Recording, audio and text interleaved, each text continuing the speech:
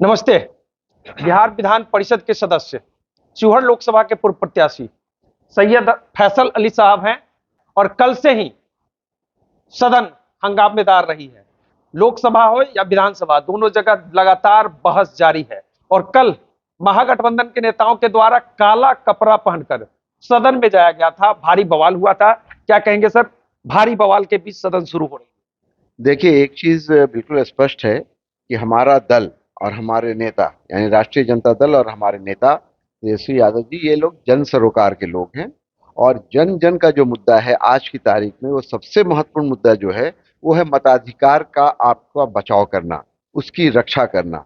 और ये लोग, ये जो भाजपा महागठबंधन के लोग हैं, इन्होंने जब इस बात को देखा कि अब उनका जीतना बिहार में संभव नहीं है, समीकरण के हिसाब से लोग की जो नियत है, लोगों की जो मर्जी है, सर्वे के बाद सर्वे आ रहा है, यह स्पष्ट हो रहा है कि आज की तिथि में, आज की तारीख में ना कोई तेजस्वी यादव के आगे है ना उनके आसपास है। सिर्फ अकेला एक तेजस्वी यादव है जो पूरे बिहार के सर्वमान्य नेता के रूप में उभर के आए हैं।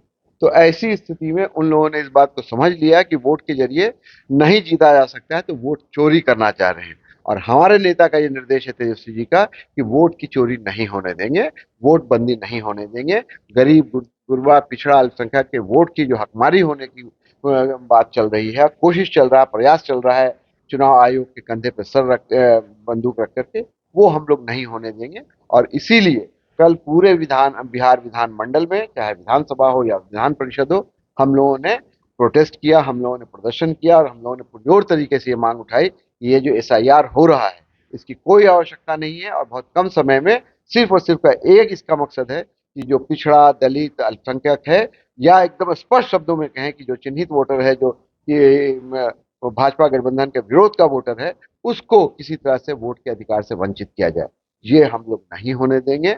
चाहे सदन हो या सड़क हो, इसका घोर विरोध होगा। और हमारे नेता का स्पष्ट निर्देश है कि लोगों को, लोकतंत्र में जो सबसे इंपॉर्टेंट चीज होता है वो है लोगों की आवाज, लोगों का मताधिकार, लोगों का हक। इसके लिए लड़ाई लड़ रहे हैं। आज भी लड़ेंगे, कल भी लड़े थे, आज भी लड़ेंगे और कल भी लड़ेंगे। आज भी आप लोग काले कपड़े में सदन जा रहे हैं? आज भी हंगामेदार सदन होगा क्या? जाहिर सी बात है, ये तो ऐसी स्थिति है कि शोक का समय है। भाई, आप ये समझिए कि आपके हाथ से आपका वो सबसे बड़ा अधिकार, जो संवैधानिक अधिकार है, जो आर्टिकल 326 के तहत संविधान ने आपको दिया है कि आपको, हर व्यक्ति को एक वोट देने का अधिकार है, उससे वंचित किया जा रहा है। इसका कोई औचित्य नहीं है। ये एक बहुत ही मर्माहत करने की बात है और दुख की घड़ी है। तो जाहिर है, दुख, संवेदना और विरोध प्रदर्शन करने का जो सिंबल है वो काला कपड़ा है, काली चीजें हैं। तो हम लोग, सब लोग ये प्रयास कर रहे हैं कि अपना दुख, अपना रोष, अपना विरोध प्रकट करें। एनडीए के नेताओं का कहना है कि बांग्लादेशी, रोहिंग्या को साइड किया जा रहा है, भारतीय नागरिकों को साइड नहीं किया जा रहा है। ये लोग ऐसे ही हंगामा शुरू कर दिए हैं। पहली बात तो ये कि चुनाव आयोग का ये काम नहीं है कि वो पहचान करे कि कौन बांग्लादेशी है और कौन बर्मा से आया है और कोई कहाँ से आया है। उसका काम है कि वोटर का सत्यापन करें, वो अपना काम करें। वो अलग जा करके एक अलग से एक दिशा निर्देश दे रहे हैं कि ऐसे जो लोग हैं उनको हम लोग फॉरेन ट्राइब्यूनल को भी रेफर करेंगे। एक तो बात ये है। दूसरी बात ये कि जो भाजपा गठबंधन के, एनडीए गठबंधन के लोग ये कह रहे हैं कि बांग्लादेशी और रोहिंग्या यहाँ आ गए हैं, तो पहले अपनी सीटों से इस्तीफा दें। उन्हीं वोटर के वोट से बन करके वो दिल्ली और बिहार विधानसभा में बैठे हुए हैं। पहले उसका वो जवाब दें कि अपने समय में बढ़िया बढ़िया हाफ हाफ, बुरा बुरा थू थू, ये क्या है? ये दोगलापन है।